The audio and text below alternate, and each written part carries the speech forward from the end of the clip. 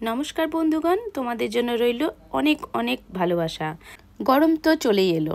এই গরমের সময় ঠান্ডা জিনিস খেতে কিন্তু ভীষণ ভালো লাগে।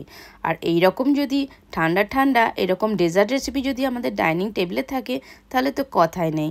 ছোট থেকে বড়রা বেশ আনন্দ করে খেয়ে নেবে। হ্যাঁ বন্ধুরা, আজকে আমি ডাবের একটা ডেজার্ট রেসিপি তোমাদের সামনে শেয়ার করব। তার জন্য আমি একটা কচি ডাব নিয়ে নিয়েছি। ডাবটাকে কিনে নিয়ে আসার পর ওপর থেকে ভালো করে ধুয়েও নিয়েছি।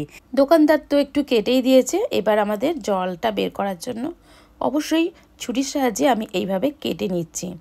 কেটে নেওয়ার পর এবারে ভেতরের যে জলটা বের করব তার জন্য একটা ফুটো করতে হবে। এভাবে ছুরির সাহায্যে আস্তে আস্তে ঘুরিয়ে ঘুরিয়ে আমি এখানটা গর্ত করে নিচ্ছি। এই ডাবটার ভেতরে কিন্তু শাঁসও রয়েছে প্রচুর, বোঝাই যাচ্ছে ছুরি দিয়ে কাটার সময় ভেতরটা বেশ শক্ত শক্ত লাগছে। তো যাই হোক, অতি কষ্টে আমি এটাকে বেশ ফুটো করে নিয়েছি। এবার জলটাও ঢেলে নেব।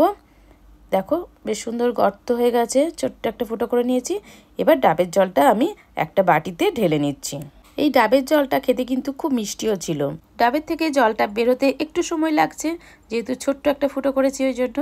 তো ডাবের জলটা টোটাল বের করা কমপ্লিট হয়ে গেছে। এখানে আমার 1.5 গ্লাস মতন জল পেয়েছি। জলটা বের করে নেওয়ার পর এই ডাবটাকে হাফ করে কেটে নেওয়া হয়েছে।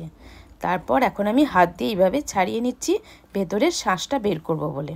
এবার একটা চামচের সাহায্যে বেশ সুন্দর করে শাঁসটাকে বের করে নিচ্ছি।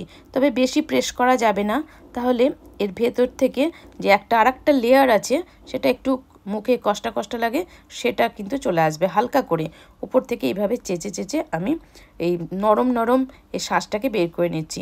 এই ডাবের শাঁসটা ভীষণ নরম ছিল, সেটা তোমরা দেখেই বুঝতে পারছো। যেরকম নরম নরম লাগছে, খেতেও কিন্তু খুব মিষ্টি মিষ্টিও ছিল।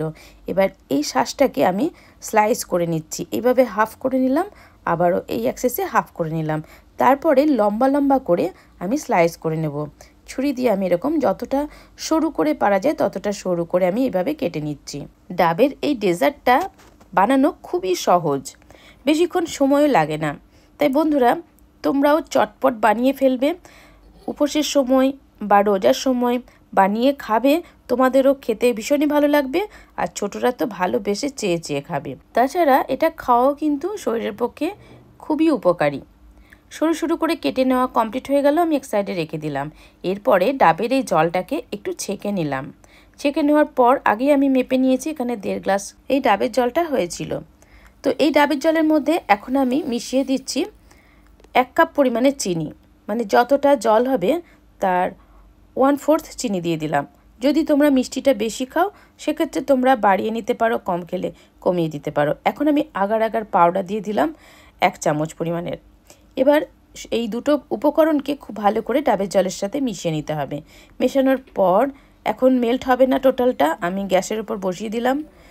গ্যাসে আস্তে আস্তে চিনিটা গলতে থাকবে, আর আগার আগার পাউডার তো গলেই যাবে। তো একসঙ্গে কিছুক্ষণের জন্য একটু জাল দিয়ে নেব যাতে চিনিটা ভালো করে গলে যায়। দেখো চিনিটা অনেকটাই মেল্ট হয়ে যাচ্ছে আস্তে আস্তে। চিনির দানাটা মেল্ট হয়ে গেলে পরেই আমি গ্যাসের ফ্লেমটাকে অফ করে দেবো। বেশিক্ষণ রান্না করারও দরকার নেই, বেশিক্ষণ ফোটানোরও দরকার নেই। খুব তাড়াতাড়ি কিন্তু এই ডেজার্ট রেসিপিটা তৈরি করা যায়। তোমরা তো দেখতেই পেলে যে ডাবের জলটা বের করে শাঁসগুলো কেটে নিয়ে চিনি আর আগার আগার পাউডার দিয়ে একটুখানি সময়ের জন্য গ্যাসে বসিয়ে গ্যাস অফ করে দিলাম, রেডি হয়ে গেছে। এখন আমি অল্প সামান্য একটু হিটটা বসতে দিয়েছিলাম। তারপর নিয়ে নিলাম এরকম একটা পাত্র। সেই পাত্রের মধ্যে সরু সরু করে কেটে রাখা ডাবের শাঁসগুলোকে প্রথমে আমি ছড়িয়ে দিয়ে দিলাম। এই ডাবটাতে অনেকটা কোয়ান্টিটির শাঁস ছিল, সেগুলো সমস্ত কিছুই আমি সরু সরু করে লম্বা লম্বা করে কেটে নিয়েছি। দেখতেও ভালো লাগবে ডেজার্টটা। এখন আমি প্রথমে দিয়ে দিলাম পাত্রটার ভেতরে। তারপরে এবার ঢেলে দিচ্ছি ডাবের জলটাকে। ডাবের জলটা ভালো করে ঢেলে দিলাম পুরোটা, দেখতে পাচ্ছ। এখন দেখো যে শাঁসগুলো আগে দিয়েছিলাম না, সেগুলো আস্তে আস্তে ওপরের দিকে উঠতে থাকছে। এগুলো ওপরের দিকে ভেসেই উঠবে, কোনোটা হয়তো একটু একটু থাকতে পারে, তো বেশিরভাগই কিন্তু ওপরের দিকে ভেসে উঠে যাবে। এইভাবে তো কমপ্লিট হয়ে গেল। এটাকে আমি এখন ঠান্ডা করতে দেবো। তো কিছুক্ষণ হিটটা বসার পরে চাইলে ফ্রিজেও রাখা যেতে পারে। তো আমি তাড়াতাড়ি এটা ডেজার্টটা খাওয়ার জন্য আমি কিছুক্ষণ একটু হিটটা বসতে দিয়ে আমি ফ্রিজের মধ্যে 15 মিনিটের জন্য রেখে দিয়েছিলাম। এবারে 15 মিনিট পর ফ্রিজ থেকে বের করে নিয়ে এসেছি। দেখো কত সুন্দর জমেও গেছে। এখন একটা প্লেটে এটাকে ট্রান্সফার করে নেব। তার জন্য প্লেটটা এরকম করে উল্টে আস্তে আস্তে তুলে নিচ্ছি। কত সুন্দর লাগছে দেখতে পাচ্ছ। এটাকেও কিন্তু আমি উল্টে নেব। ডাবের ডেজার্টটাকে উল্টে নিয়েছি, দেখো কতটা সুন্দর লাগছে দেখতে। একদম নরম তুলতুলে মিষ্টি মিষ্টি টেস্টি টেস্টি এই ডাবের ডেজার্টটা তোমরা চট করে বানিয়ে ফেলতেও পারবে। গরমকালে বাড়িতে গেস্ট আসলে পরে তাদেরকে দিলে তাদেরও ভালো লাগবে, তোমারও ভালো লাগবে, তারা এটা খেয়ে ভীষণই নাম করবে। তাহলে বন্ধুরা বাড়িতে একবার চটপট বানিয়ে ফেলো, খেয়ে দেখবে কেমন হয়েছে। ভালো লাগলে অবশ্যই কিন্তু কমেন্ট করে জানাবে আমাকে কেমন লাগলো আমার এই রেসিপিটা। আর যদি বেশি ভালো লাগে অবশ্যই কিন্তু তোমাদের ফ্রেন্ড সার্কেলকে অনেক অনেক শেয়ার করবে আমার এই ভিডিওটা, তারাও তাহলে শিখে নিতে পারবে। সামনে গরমের মধ্যে তারাও বানিয়ে খেয়ে নিতে পারবে। ডাবের জল আর ডাবের শাঁসের এই রেসিপিটা খেতে কিন্তু অসাধারণ হয়েছিল, তোমরা না করে খেলে এর টেস্ট বুঝতে পারবে না। তো বন্ধুরা আমার ছোট্ট রিকোয়েস্ট, অবশ্যই একটা লাইক করে দিও, আর নতুন বন্ধু হয়ে থাকলে প্লিজ একটা সাবস্ক্রাইব করে নোটিফিকেশনটা ডান করে রেখো। নেক্সট টাইম নতুন ভিডিও নিয়ে চলে আসবো, ততক্ষণের জন্য বাড়িতে থাকো, সুস্থ থাকো, টাটা, বাই বাই।